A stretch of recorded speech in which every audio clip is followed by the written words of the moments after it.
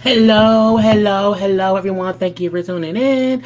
I am JayLee. This is JLeesCorner. This is my review for Real Housewives of Atlanta, Season 13, Episode 12. I am doing this with no picture. My eyes have been irritated lately, so I'm trying to do things in the dark to give my eyes some rest. So for this today, and for a few reviews, I'm going to be doing them this way, but I have pictures for y'all, so don't worry about that, okay? First things first, if you have not done so already, please remember to subscribe to my channel to become a whole JayBird, dun dun dun dun dun, and all that goodness and stuff. I sang it, y'all. I sang it and didn't even realize it. But leave that there, okay? Do not forget to like this video, comment in the comment section. You can also share it on your social media by hitting the little share button. That is always appreciated, okay? We have to also remember to relax, okay? To relate, to release, to center yourself and everything around you. We want to always inhale and exhale, okay? You don't want to be out here not breathing, okay? Forgetting to breathe. So remember to do that and whatnot, okay? So I think I'll follow me on social media, honey, on IG and Twitter at J_Lees_Corner. You see it on the screen, so yes, it is there. Thank you very much. Okay. So this episode to me wasn't that much. So I'm like, God made it a way for this episode to not be that much when my eyes don't feel well. Okay, so good for me. Anyway, so we see the episode, you know what I'm saying? To me, was like 4 or 5 scenes, so let's discuss that, okay? Kenya's at home on FaceTime with her daddy, okay? And her daddy do look like Santa Claus. I'm gonna leave that be too. And he brings up how Brooke's birthday coming up or whatever. And she said she wants to make it to see girl. She wants to make a way to see if he can come in to be there for her party that she's inviting all these other people too. I'm like, how are you doing that during the pandemic? How you flying anybody in to be at your child's birthday celebration? I'm like, Kenya, go sit down somewhere.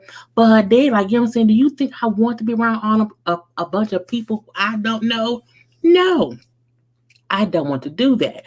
So she then said that she's going to figure out a way to have him come at a different time to see his granddaughter and whatnot. And her daddy, we know, is a rough around the edges type of guy, and he don't have that at all. We see the scenes of him back in the time when he was on the show with Kenya a little bit. You know, a little visit here, a little visit there, where he does not hold back his opinion. Okay, the dad is celebrating his 39th wedding anniversary. Okay, Ken, so yeah, I'm celebrating, 3 years. He said, "Oh, did y'all make it 3 years? Are you sure?" And then laugh. I'm like, "Yep." He like, "Girl, you're not fooling me with that fake ass marriage or whatever." She brings up how, she talked to Mark or whatever. He filed for divorce, but she talked to him via text, okay, via text. And that he told her that he was pissed that she tried to serve him publicly at his house, okay? And he felt betrayed, okay? That was the ultimate betrayal. I'm like, the ultimate betrayal would be like an affair, a baby on the way, and Brooklyn ain't your baby. That's a betrayal. But someone serving you with like, a petition or some paperwork to discuss the custody of the daughter who you never see, that isn't a betrayal. I'm like, Kenya, are you making up shit? I feel like Kenya wants us to feel like Mark is really at the house silently and privately begging her to be with him.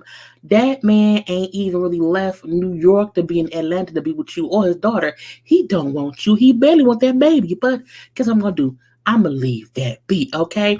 So he said because he was so upset about the ultimate betrayal that he filed for divorce in retaliation. She brings up how he withdrew the divorce thing 12 hours after him and her talked via text. She said online or somewhere that there has been neither of them have filed for divorce or discussed divorce since then. Okay, but y'all also haven't gotten back together.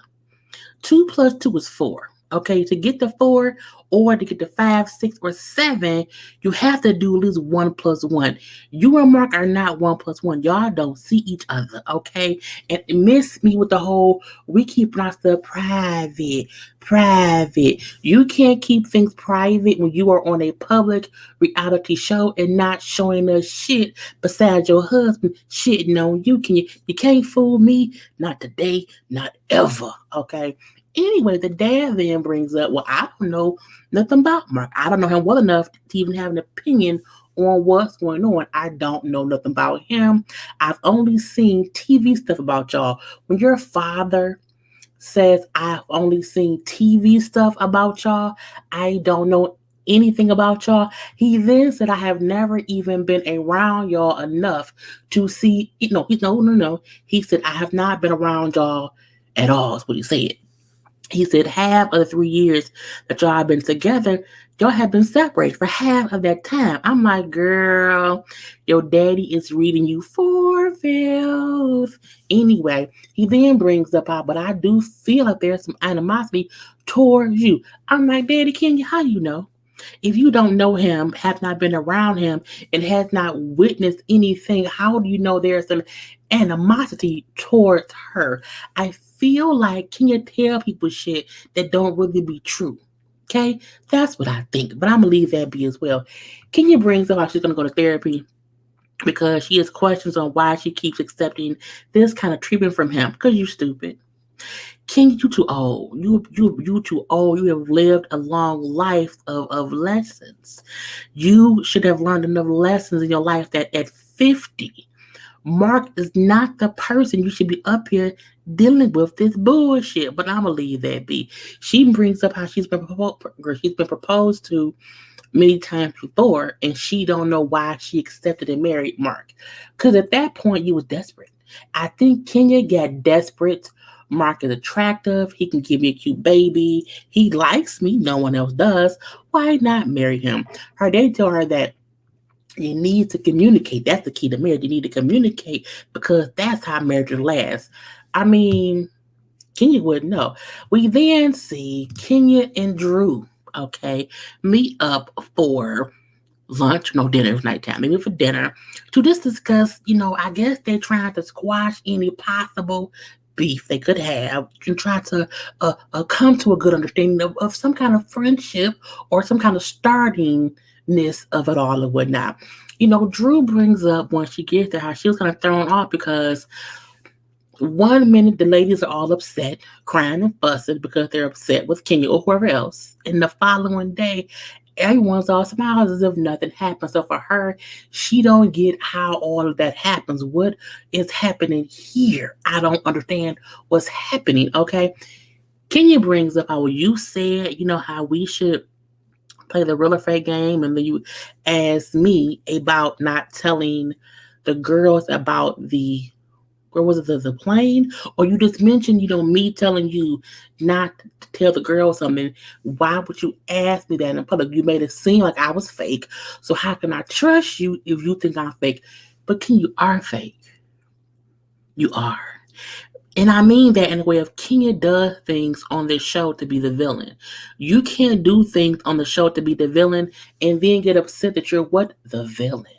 You're the villain. We're gonna question you about shit. That's on you. Stop being the villain. Okay. Anyway, she brings up how she wanted to be the one to tell the girls about the private jet, and Drew ruined that by bringing it up or whatever. Now Drew is trying to talk.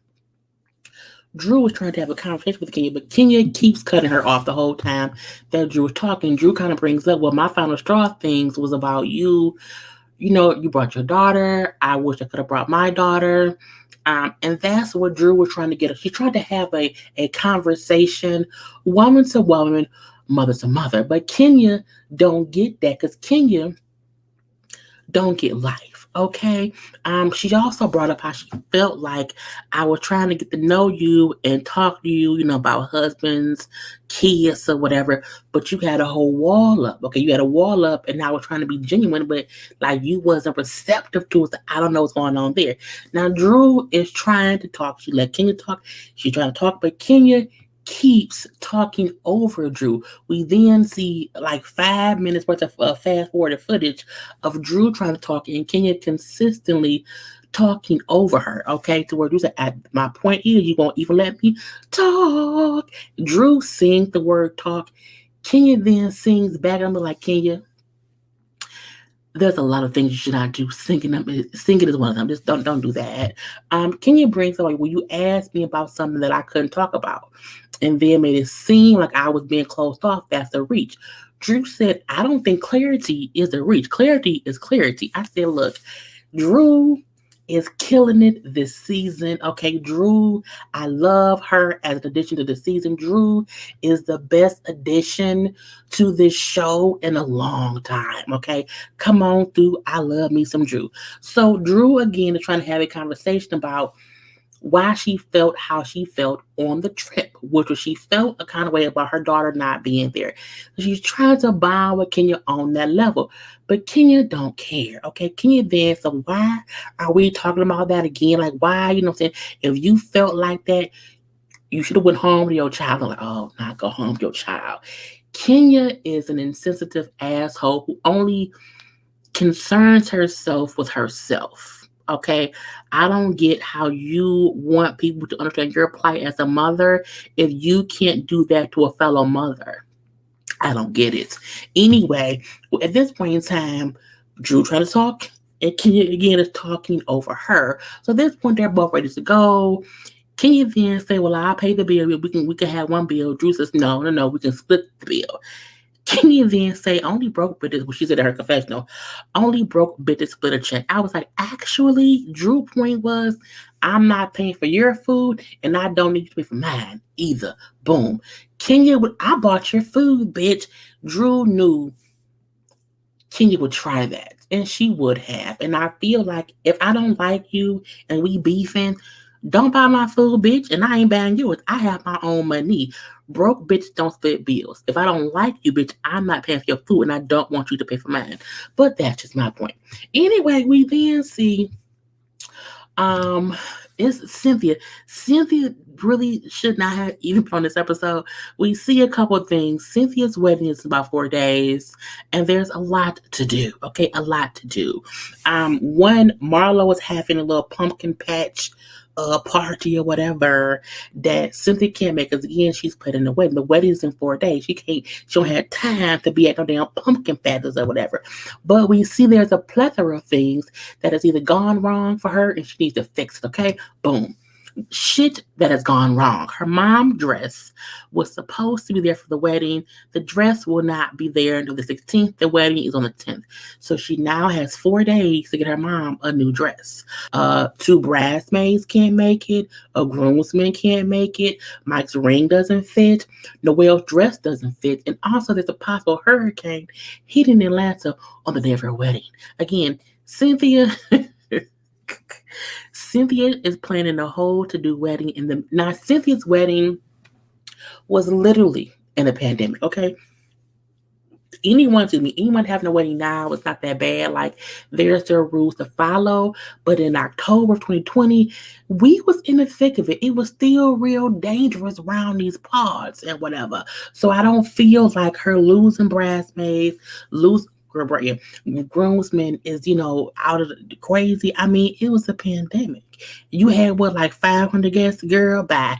Anyway, as her and Mal is riding around getting mama a new dress, Mal looks on social media and they see, oh, the news has leaked on page 6, okay, about the bachelorette party. And someone is saying, oh, yeah, two castmates went into the extra room and fucked the stripper. Detail that is very much meaning someone there leaked that, okay? Someone in the house said that. Someone who would have nothing to lose by leaking it and has been oh so curious the whole time. Who could it be? Now Cynthia, like, I don't know who would have leaked it, but I know who was definitely obsessed with the story. That would be Kenya. Okay. Now we then see Marlo's pumpkin patch party goes on, and all of these ladies attended. Okay, one way or the other.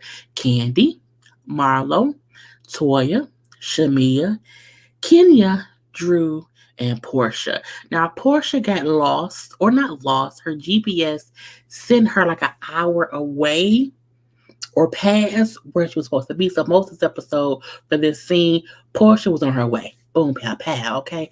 But the rest of the ladies sit and discuss the whole story being leaked to page six. Who could have leaked it? Kenya then say it was someone who was there probably told someone they know, and then who they told went and gave all the details to the blogs. That's what I think happened. Meaning Kenya did that shit. Kenya leaked it. Kenya leaked it. Okay. Even Toya in her confessional say, I think Kenya did that shit because Kenya, when she's upset, she would do some shit like that. I'm like, when your friends say you did that shit, you did it. Okay. We all know that can leave that be. Even though Kenya tried to say, well, I wouldn't leak it to page six. Now there was, Love B. Scott or somebody else blog. I can't think what she said like if it was them, it was me. Kenya, it was you. We know it was you because that's your MO. We're gonna leave that be too. Now Marlo starts asking again, well, I wonder who was the ones fucking the stripper. Shamia said whoever keeps asking. who keeps bringing it up? That's who did it. They trying to get the scent off of them because they really did it. I'm like, girl, that's a possibility. So we then see them kind of riding around on a little tractor having fun or whatever. But they kind of asked, what happened with the dinner between you and Drew, Kenya? What happened? They both kind of said it in it early, and we both went home. But what happened? And I thought it was supposed to be something fun. Now, Kenya tried to say that because Drew was coming for her on the trip, and Drew kind of wouldn't admit that as a reason the conversation went left at their dinner. Now she said because everyone felt like that she was coming for me. She said, "Oh, did they? Who thought I was coming for Kenya?" Now Toya and Candy say, "Well, it did kind of feel that way." I'm looking like, no, it did not. That girl did not attack Kenya or come for Kenya. Girl, y'all so damn stupid. I'm gonna leave that. Not stupid. I'm gonna leave it stupid. Y'all putting 20 on 10 what it was, okay? Y'all on some bullshit. Now the ride is over. Okay, they didn't have their fun. Portia's still not there. It's about to be dark, and they off. I'm finna leave. Gotta go. But Shamia, Marlo, and Drew wait for Portia's. Portia's on her way there. Now my thing is, y'all could have easily called her and said, "Girl, don't come." But again, they waited anyway. Now when Portia get there, and they discuss, oh well, yeah, well, Toya was being messy about Drew wig. I'm like, first of all, Drew wig here looks fine. Kenya call her Storm, she looks good. Drew looks great. Her wig was only bad that first episode. And that's it. I don't mind Drew wigs. I don't. Her wigs look great this time. And Portia said her wigs look fine. What else are we talking about? Okay, what was going on? They then bring up how somebody brought up the whole leak on page six or whatever, and Portia's like, that sound like some Kenya shit. Kenya. Okay, it is Kenya who did it. Marlo feels as if Kenya and Portia should talk before they argue, and Portia like, look, I don't have nothing against her. I don't have anything to say to her. I have no beef with her. Okay, she keep poking me, and I'm like, look, I don't fuck with you.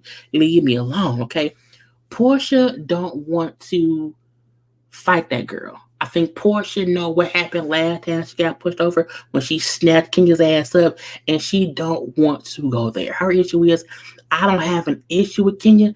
I just don't fuck with her. Kenya be on some bullshit and whatnot. Okay, Marlo then was saying whatever else. They say, well, what about you, Marlo? You are now back cool with her. Well, I haven't talked to her, since the party. I haven't talked to anybody, you know what I'm saying? And I feel like because me and Kenya made up, now y'all don't want to talk to me because I haven't talked to y'all since the party. Now, this has been like a month ago by this point in time. No, maybe like 2 weeks ago. I think maybe like 2 weeks ago. And Portia's like, girl, I ain't talked to Shamia. She my best friend. Like, if I've talked to my best friend since then, don't feel bad that you ain't talked to me. Like, it ain't that. Like, no one's avoiding you because you're like, girl, shut up. Okay, they all hug it on now and they leave or whatever. Now we then see two quick scenes. Okay. One is a Candy, Todd, Don Juan, and Toya at dinner. They just chit chatting or whatever. Now both Candy and Toya know what Mark did as far as him filing for the little divorce and taking it back. They both know, but they both don't know if Kenya told the other one. So they're both like, "But did Kenya tell you what happened? Did she tell you?" They're not saying it, and so they both like, "Oh, you already know that." They both know we don't care. We then see Shamia, Drew, and Portia shopping.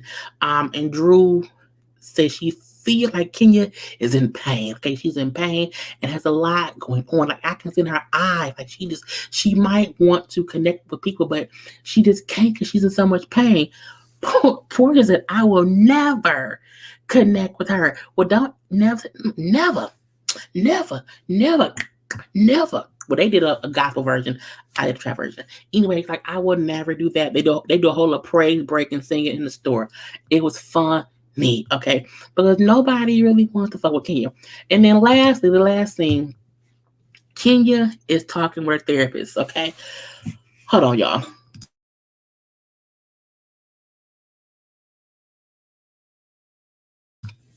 Okay, I need some water. Anyway, she goes see her therapist or whatever. Kenya therapist should be fired because Kenya is a horrible person, and I feel like your therapy ain't working. Anyway, Kenya brings up how with her and Mark, that when she first met him and when they first was going to get married, that she shared everything with him about who she was, how she lived, her flaws. She was very transparent with him, but he never did that with her. And she hoped and was giving him time to come around and be open with her, but he never did. Then why did you marry him? I don't get why you marry someone who can't be open with you. I get you can date them and see what happens. You should not marry someone to see what happens. That's just stupid. She brings up how the therapist brings up how you seem to be like giving people time to do what you want them to do so they can give some love to you. Is that what you think you do? And she brings up, yeah, that's that. I've done it with my mom, and I've done that with mostly all of my relationships. She said with her mom for the past 30 years, she's been trying to demand and force her mom to be in her life and to acknowledge her. Her mom had never done that. Now, her mom gave her up when she was 3 days old, and she gave her up to her father's mother. To my memory, I feel like Kenya always said her grandmother raised her and she had like a good life. Not perfect, but I think she had like her grandma raised her. She never spoke ill of her grandmother. She's always said her mama wasn't shit, okay, but not the grandma. So I feel like if your mom gave you up to be raised by your grandmother, if your grandmother raised you in a great way, why are you so fucked up?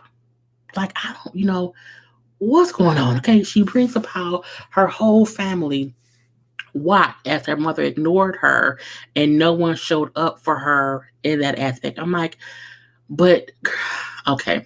She then brings up how she also dated a 26-year-old man when she was 15, he was abusive to her. Now that's fucked up. But she said she did that to make herself feel protected because her mama wasn't there. But I'm like, again, but you had a fact because your grandma raised you. Kenya is holding on to how her mother treated her, even though she had family around who still loved her. And I get she wanted that from her mom, but I'm like, I feel like at 50 and after having your own kid, you should be able to, reconciling yourself all the details of your life and figure out, what, I should let this go now. I can't keep holding on to this and using this as a reason for me being a fucked up person. Okay. Now, she brings about she wants to forgive her mom, but when she wants to forgive her mom and still have a relationship with her, I'm like, but your mama don't want that, okay? But she brings up how the thing that she had to do in her own life to make herself feel protected. When she thinks about that, it makes her be upset with her mom again.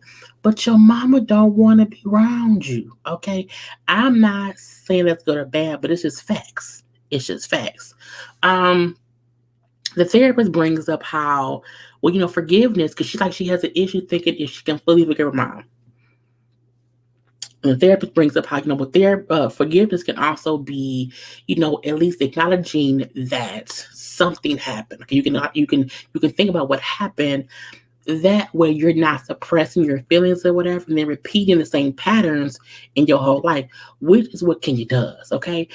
She brings about when you suppress feelings, it shows up in different ways in your life. And we see it has. Okay. Kenya brings up how her mom, her husband both say things to her that make her feel like or makes it seem like Kenya is the bad guy. Her mama, I don't think her mama wants her to be the bad guy. Her mama, like, I've told you I don't want to be a mother.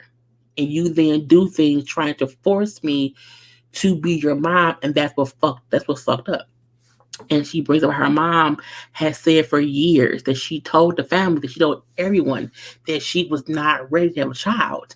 And because she told them that, and then the behavior that she has toward Kenya should be acceptable because they knew she did not want a kid. I'm looking like, but your mom ignoring you as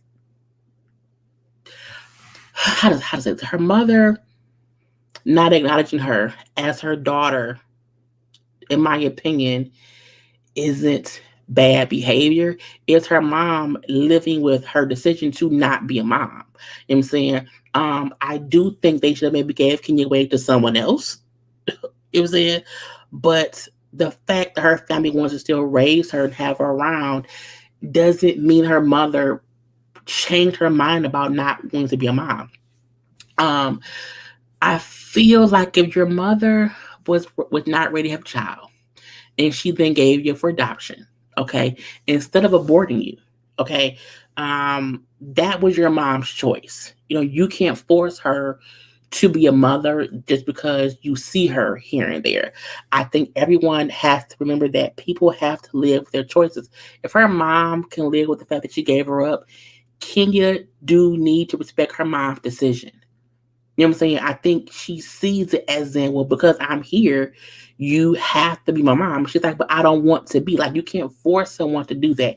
But let's move on. She brings why her mom and Mark are both cruel to her in how they talk. And that, they're very like, this mean spirited or whatever, and how they talk to her, but that she doesn't do anything in any way to warrant their cruel words towards her. I'm like, girl, you lying. The therapist asked her, well, your emotions in that is going to come out in different ways. Like, you have to realize that you're going to have reactions to how you're being treated. Well, no, I don't have that at all. But production shows all the instances of Kenya like snapping at people, going off on people or whatever, or having little breakdowns and whatnot. She's doing that because of what she's going through with Mark. I'm like, girl, Kenya full of shit.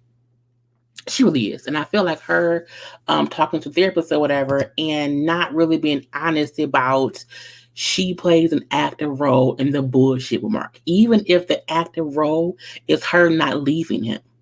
Because she can't control what Mark does with Seth, but she can control if she stays for it. She has stayed for it the whole marriage. At this point, you deserve what he gives you because you won't leave that motherfucker. Okay, point blank, period. Anyway, that was our episode. I hope you guys liked this review. Make sure to do what? Like the video. Okay, I will talk to y'all later. Have a good night.